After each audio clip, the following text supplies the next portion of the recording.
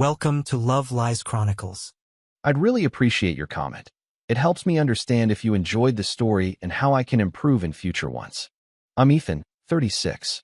We were supposed to be saving for a house, not collecting stories for her friends. That's what I was thinking Friday night, walking into a loud downtown place after a 14-hour week, the kind where your back still hums from the desk. Her team had a promotion to celebrate. I showed up clean, on time, and tired, the way grown men do when they keep promises. The car argument was 3 weeks old. She wanted the luxury SUV with the big badge and the bigger payment. I ran the numbers and said no, not this year. We had a down payment goal and a clock on our lease. It wasn't a judgment on her. It was math. After that, our kitchen turned colder. Passwords changed. Group chats buzzed late. The kind of quiet war that makes a home feel borrowed. I heard her before I saw her. That stretched laugh she saves for strangers. She stood near the high tables with coworkers, posture saying this is my stage. A server slid past and I caught a line midair. He's obsessed with penny pinching. 6 figures and still acts allergic to fun. People laugh the way people laugh when they don't want trouble. I set 2 waters down and said hello to the circle. She barely glanced at me. The husband finally made it, she told them, like a presenter moving to the next slide. She tapped her glass. He's got a spreadsheet for everything. Groceries, trash bags, romance. If it isn't in the cell, it doesn't exist. More laughter. One coworker winced behind his beer. Another stared at her phone. I looked at her and then at the room. Congrats on the promotion, I told the woman in the center. I meant it. She smiled with relief. I asked where the team planned to go after, because I know how to be decent in public even when I'm swallowing fire. My wife cut across the answer. Don't ask him about fun. He won't even upgrade his sedan. I married a man who thinks leather seats are a moral failing. Someone tried to change the subject. She wouldn't allow it. The car became a character, and I became the punchline. He said no to an SUV while we build our future. Translation, he's cheap. She did the little air quotes. He's got this house before toys sermon. Meanwhile, I'm out here driving a toaster. She held out her keys. Don't scratch the appliance. I felt the room lean away. People know when banter turns into blood. I took a slow drink and let her run the set. The worst part wasn't the words. It was the approval she hunted after each jab. She watched their faces, waiting for a hit. That's when the motive snapped into place. This wasn't about a car. This was punishment for being the reason she couldn't post a photo next to a new grill and call it self-care. She queued up another bit. Ask him what he does for fun. He'll say compound interest. More laughter, thinner now. I set my glass down and asked a straight question. What are you trying to buy tonight? The SUV or applause? The table went quiet. She tilted her head, smiling wide. Calm down, it's only a joke. I nodded once. You're right. I'll calm down. No edge. Just air leaving a room. She took it as license and pushed harder. A coworker, too eager, too shiny, fed her lines and she layered them with details only a spouse knows. My old college car, the paid-off loan, the weekends I worked side gigs. She framed every sacrifice as smallness. People who don't build things mistake discipline for poverty. I let the silence do my work. She ordered shots and announced that I could handle the tab because he loves statements. I paid for my water and tipped the server the way I was raised. The coworker who'd been laughing the loudest suddenly needed the restroom. That's how crowds evaporate. First the eyes, then the bodies. She followed me to the corner where I'd moved to get out of the traffic. Are you seriously sulking? That word always means the speaker needs you to shout so they can be the victim. I checked my watch. I'm leaving in 10. Calm. She leaned in, perfume heavy. Relax. Everyone thinks I'm hilarious. I said, not the ones with mortgages. I walked out first. The night air had more respect than the table. I didn't slam the door or make a scene. I sent the sitter an extra hour payment and drove home in the old sedan that carries our plans without complaint. My hands were steady on the wheel. She came in later, heels loud, energy still high from the crowd. The kitchen light turned the island into a prop.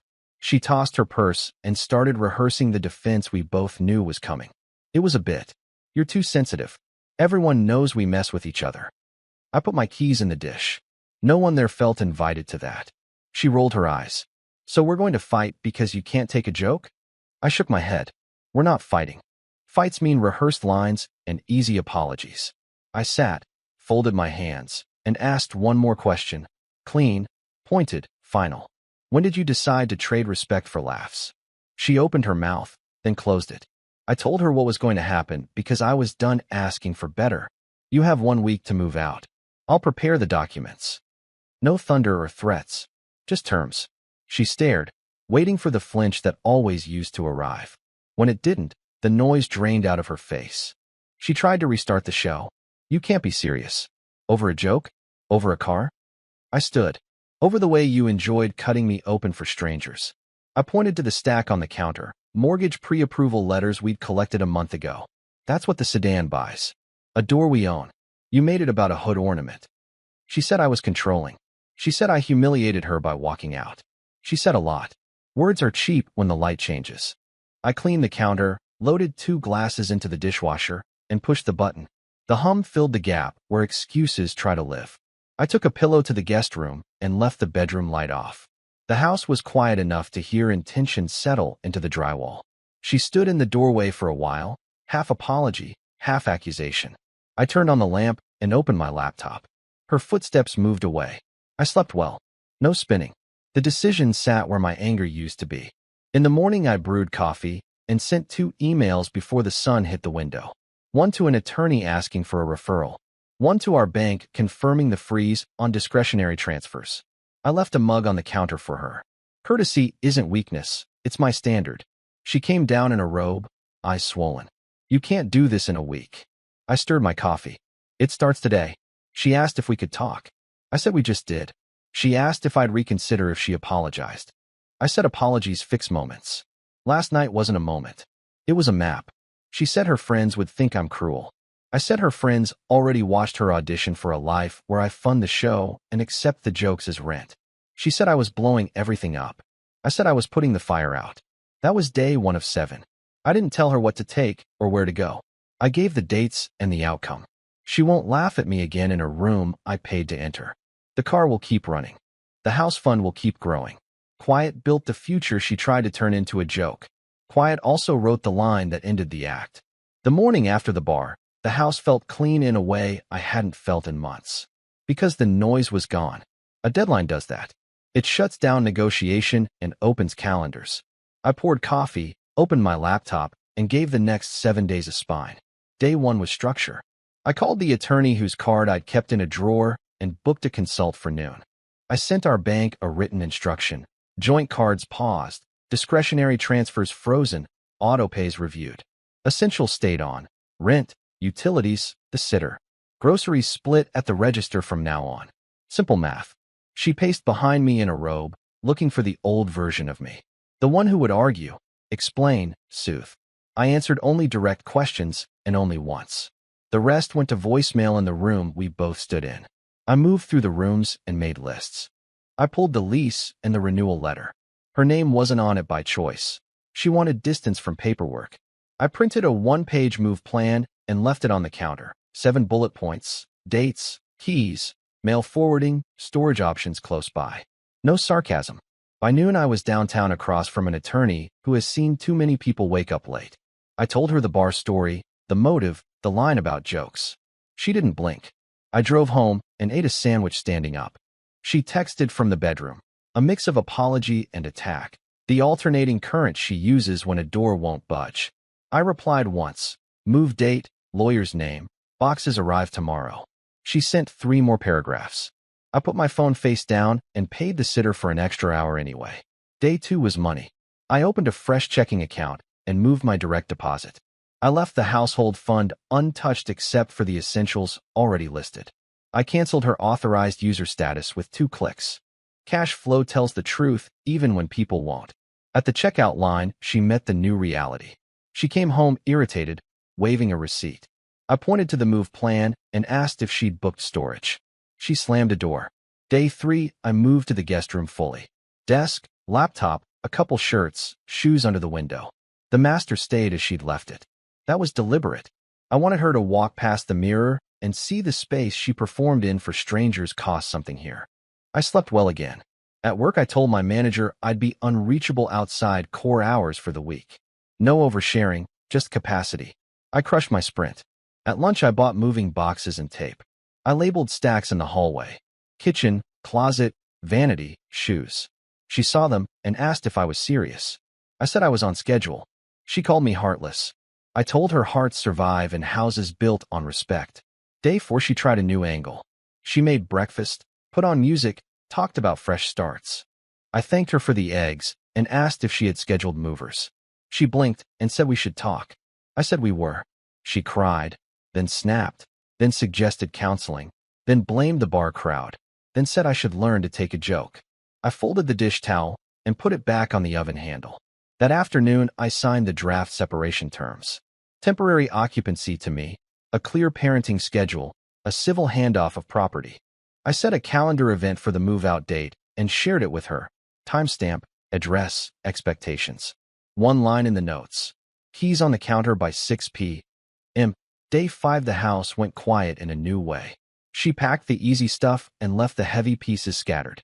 She put on a brave face for a friend who came to help, but I watched her fold when they boxed the framed photo from our first apartment. This isn't about winning. It's about building a life that can hold weight. That evening, she tried for intimacy without repair. A hand on my forearm, a soft voice, a story about us being better than this. I stepped back. I told her trust is an account, and last night at the bar she overdrafted in public. Deposits take time and proof. She wanted the feeling without the work. Feelings don't sign agreements. Day 6, I photographed every room and saved the images with timestamps. She accused me of treating her like a tenant. I looked at the lease and the calendar and said the week is nearly over. She fired off a speech that used to make me explain myself. I put the phone on the counter and fixed the cabinet hinge that squeaked for months. Night of day 6, I packed a small duffel and set it by the door. Because I finish what I start. At 9 p.m., I sent a reminder for the next day's schedule. Movers at 10, storage unit at noon, key returned by 6. She read it and went upstairs without a word. Day 7 arrived with blue sky and a truck outside. The movers did what they always do: wrapped, lifted, carried. She hovered, offered small talk, tried to recast the week as a misunderstanding.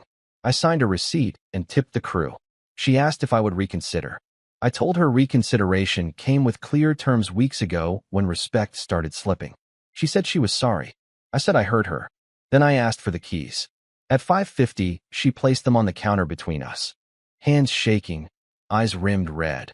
The weight of a joke that wasn't funny sinking in. I thanked her for handling her side and wished her a safe drive. She reached for a hug. I offered a nod. Boundaries are a muscle. They get stronger when used. After she left, I stood in the doorway of the master and breathed. Not relief. I carried my desk back in and set it by the window. That night, I wrote 3 short messages. One to the landlord confirming the occupant change. One to my attorney confirming the handoff of keys and the next steps. One to myself in a notes app. Keep your standards. I put my ring in the same drawer as the attorney's card. I didn't close the drawer hard. The sound of a clean slide is enough. Calm as an ice. It's heat that learned discipline. She told me to calm down in a room full of strangers and expected me to swallow what that meant. I gave her the real thing. 7 days. No noise. Everything done. Tomorrow I will call the bank to finalize a few minor items. Consequence has a sound. It's the quiet after the truck pulls away and the house exhales. Keys gone. Doors soft again. The echo of her heels replaced by the tick of the kitchen clock. I stood in the master doorway and let the room answer the question she kept dodging. Jokes don't pay rent. Respect does. The first 48 hours were a carousel of tones from her phone. Sweet, then sharp, then the long paragraphs built to trap me into debate. I kept it to one-sentence replies where logistics required it and silence where it didn't. Deadlines are honest. They don't argue, they arrive. She tried guilt by memory. Old photos pinged across my screen. Our first apartment with hand-me-down furniture, a photo from a beach trip where we were both sunburned and broke. That night we ate noodles on moving boxes and called it a date. I scrolled once and put the phone face down. Nostalgia without accountability is advertising. Her friends messaged too, the ones who laughed at dinner and then looked away when the laughter curdled. One sent a brave line about misunderstandings. Another went straight to blame and called me controlling. I sent the same 4 facts to both. The bar, the performance, the week, the move. No color, no extras. You learn who wants clarity and who wants a villain. Money did the next part for me. She walked into a dealership to test drive the SUV that started this mess. She texted a photo of a glossy hood and wrote, "I can do this on my own." 2 hours later, a second text landed, a screenshot of a finance denial and a string of dots. Math shows up even when pride won't. I didn't gloat. Day 3 of separation brought the social ripple. Word travels through offices faster than memos. A coworker who had winced at dinner sent a discreet message, "You didn't deserve that." I thanked him for the note and asked him to leave me out of any retellings. No speeches or rally. The people who saw already know what they saw. That evening she tried seduction without repair. A soft knock, a soft shirt, careful makeup, a plan to talk somewhere private. She stepped inside the doorway with a smile she used to wear for me. I didn't move from the table. Truth needs daylight. I laid out a single term, direct apology to me and to the people who watched, counseling scheduled with times on a calendar, a written commitment about public respect. Her face cracked in the middle. Pride hates paper. The pivot came on schedule. She turned to blame. The word insecure came out first, then controlling, then you embarrassed me. I didn't bother with the mirror. She had already seen it when the finance manager shook his head. I walked her back to her car and closed the door gently. The porch light clicked off behind me. She tried panic next. A group text went out to our circle claiming I had blindsided her, that I'd always been cheap, that I was punishing her for wanting a nicer life. I didn't answer. Within minutes, 2 of her friends left the thread. Another sent me a private message apologizing for laughing at dinner. Consequences don't need my voice. They brought their own. I sent one message that night, but it wasn't to her. It went to the dinner host. Appreciate the invite last time. I left early because the event turned personal on the mic. I won't be attending future gatherings while we untangle this. Wishing the team well. Facts, no fire. The reply came back quick and respectful, then silence. A boundary has shape when you draw it with a ruler. She arrived the next morning with a box of items she forgot. Hairdryer, 3 chargers, 1 framed photo. At the door she started a speech about the good times and how people will talk. People already did. I signed the inventory, handed her a sealed envelope with the next steps from my attorney, and stepped back so the door could close slowly. No final shouted line. The soft latch beats the thunder. I didn't comfort the fallout she lit. That was intentional. Her game had always depended on me being the cushion, the soft landing after the hard joke, the apology for the thing I didn't cause. I stopped being furniture. When the calls came at 11 p.m., I let them ring. When the texts asked, "What do you want from me?" I sent the 3 bullets again. Accountability, counseling, respect in public. That's the whole list. By the weekend, she tried a theater move. A casual group invite went out for drinks at the same bar. I arrived for 10 minutes because I prefer clean endings to ghost exits. I ordered water, tipped heavy, and told the host I'd be gone by the time the first round hit the table. She walked in late, ready to play charming. When she saw me, her posture stiffened like a wire. I stood, said enjoy your evening, and left before any cameras could tell a new story. The guy with the shiny smile from last time watched me go and kept his eyes on the floor. Back home, I packed the last of her mail and set it aside for pickup. I made a small change to the living room. Moved the couch so it faced the window instead of the TV. Monday brought a different knock. Our sitter arrived early, worried about us. She'd heard pieces. I paid her for last week's extra time and told her she handled everything perfectly.